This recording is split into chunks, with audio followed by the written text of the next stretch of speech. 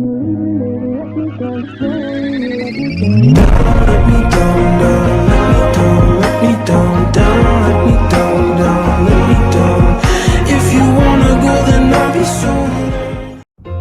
Teach. I see you're as stony-faced as usual. I can't tell if you're feeling resigned or if you're just lost in thought. Or maybe you simply don't care about anything that's going on. Oh, sorry. I really didn't mean to be rude. I just find you fascinating. Actually, there's something I'd like to talk to you about. Can you spare some time? That's just the sort of attitude I'd expect from a new teacher. Speaking of, before you came here, you were a mercenary, right? Always getting your hands dirty on the battlefield and whatnot? It's a bit unusual that you suddenly decided to become a teacher one day. In any case, I've been meaning to ask, did your father teach you how to fight? I figured. Your father used to lead the knights, didn't he? And I hear he was a legendary mercenary as well. It must have been hard on your mother when you followed in your father's footsteps and became a mercenary too. I see. I suppose you grew up moving from battlefield to battlefield with your father then. You know, for someone who's right around the same age as me, you certainly have an unusual amount of composure. I guess it's only natural that you'd be different from young nobles who grew up in the lap of luxury. Well, even so, I am heir to House Regan, the leading family of the Alliance. But I didn't exactly grow up in luxury like most people of noble blood. Hey, maybe that's why you and I get along so well. Folks like us should stick together. As house leader, I'll do all I can to help you out. We can start by making time for more little chats like this.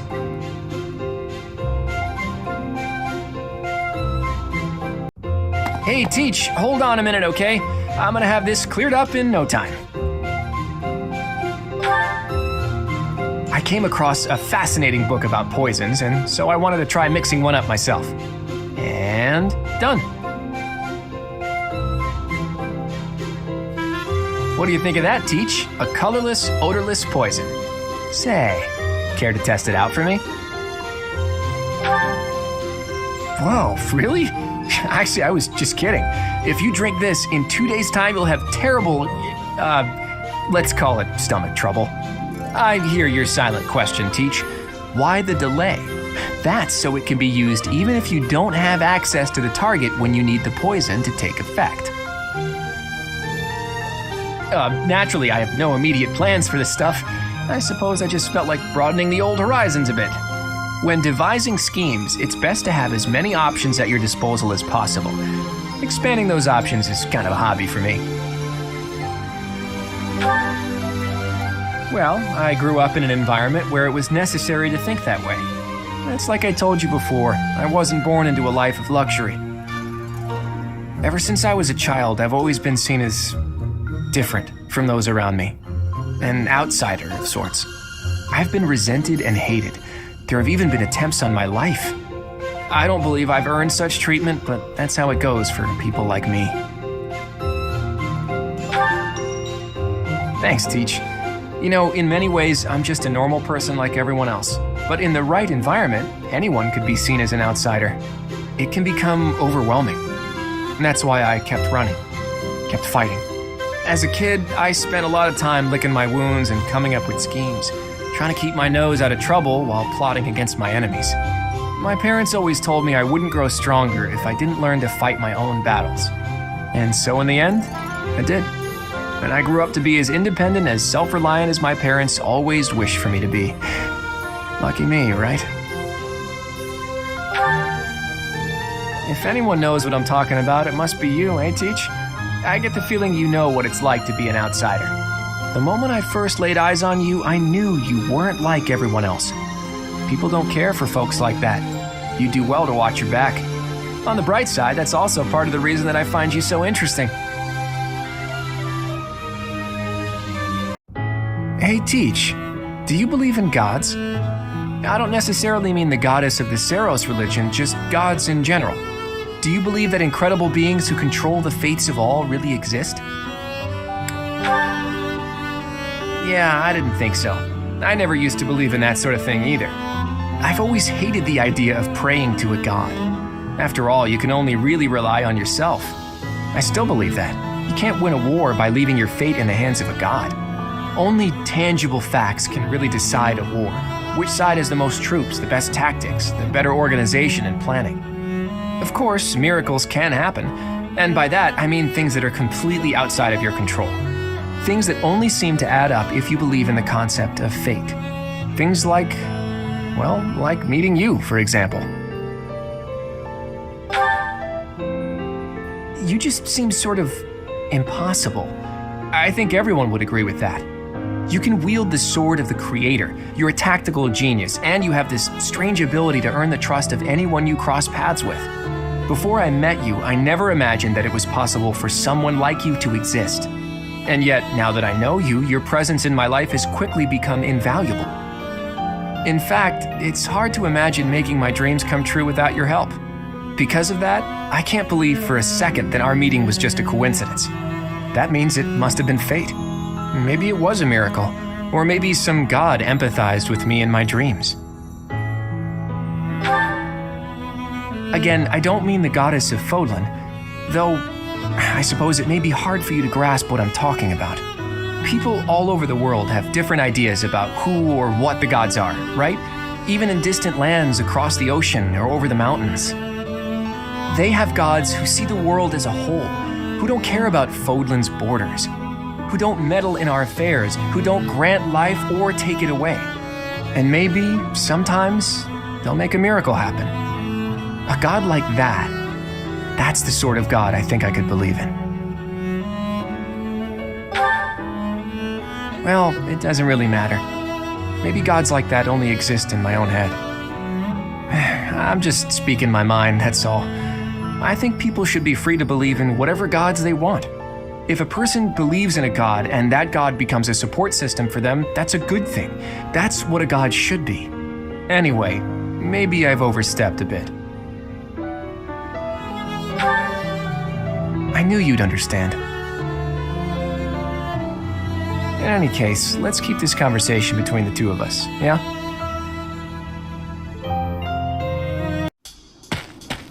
Oh, hey there. What are you doing up at this hour?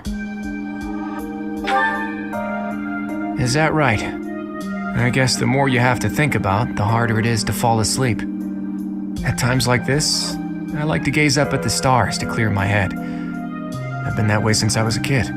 Looking up at the big starry sky makes my dreams feel small, which makes it feel like I can actually make them come true. I didn't believe in gods when I was a kid. Maybe that's because the night sky took their place for me.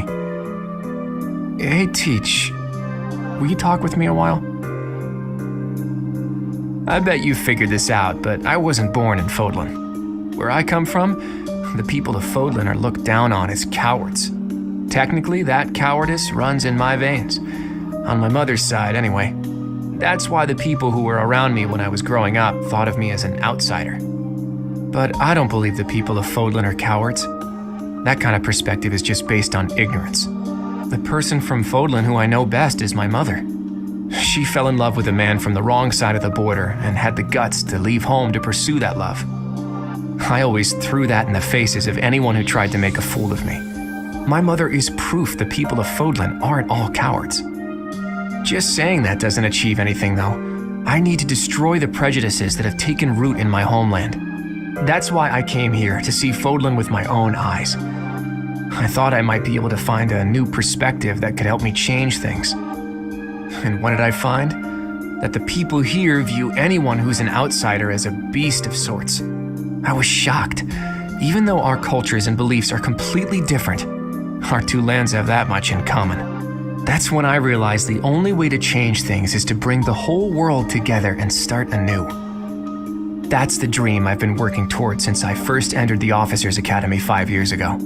To unify the Alliance, and then all of Fodlan, and to bring a new set of values to this new land of mine. After that, I'd expand that vision to the rest of the world, break down the walls, and let a new perspective come rushing in, start all over. Do you think that's just a crazy pipe dream, or a brilliant ambition? Not too long ago, I would have said it was too much for me to accomplish on my own. But that's not how I feel anymore. And that's because I have you on my side now. Lately, I've spent a lot of time thinking about how I wouldn't have made it this far without you. You and me, Teach. We can go anywhere. Do anything. I hope that you always walk in step with me. At least, until the day comes when we can look out at the peaceful world we've built. Together.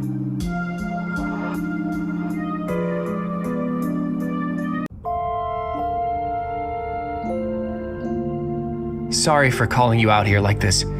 I wanted to talk, just the two of us. First of all, I wanted to say thank you for all your hard work.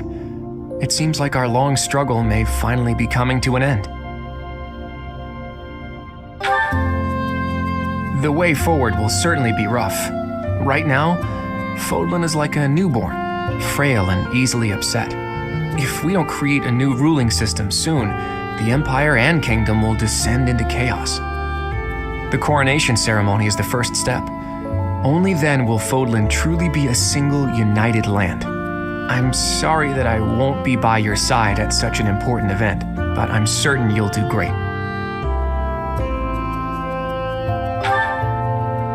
I must return to my homeland. As for ruling this new unified land, well, I'll leave that to you. The Fodlan blood that flows in my veins. I've made use of it as best I could. Now I've got to use my other bloodline to change my homeland for the better. I have royal connections there too, insignificant as they may be. It's time for me to struggle all over again and see what good I can do. If I don't change things in both Fodlan and the lands beyond, I'll never set eyes on the kind of world I've dreamed of creating. You're the successor Rhea appointed, aren't you? And now you're also the hero who saved Fodlan. All those weak people who have nothing to cling to but their goddess, they'll rely on you just like they used to rely on Rhea. You'll be a leader all who are struggling to survive in war-torn lands can look up to. And I want a ruler who can lay down a new set of values for the people. Values that don't exclude anyone for being different. I know it's a lot to ask, but you're the only one who can do it.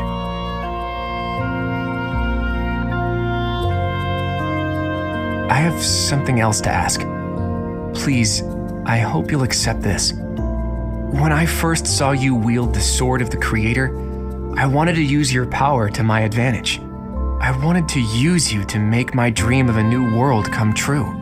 But before long, I realized what I really wanted was to see that new world with you by my side. I still feel that way, you know? I always will. That's why I have to leave. But nothing will stop me from coming back. There's no way I'm gonna let you go. You know that, don't you? Thank you for everything. I'll be back before you know it. We'll only be apart for a short while. And now, I'm off to cross Fodlan's throat. I love you. With everything I am. And the next time we see each other, it will be at the dawn of a whole new world. A peaceful, happy world.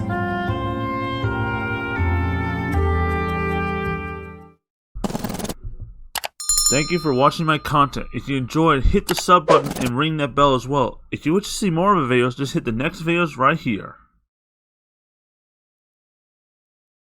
Also, hit the super thanks as well. It helps me out to make better content for you, my demons. See ya!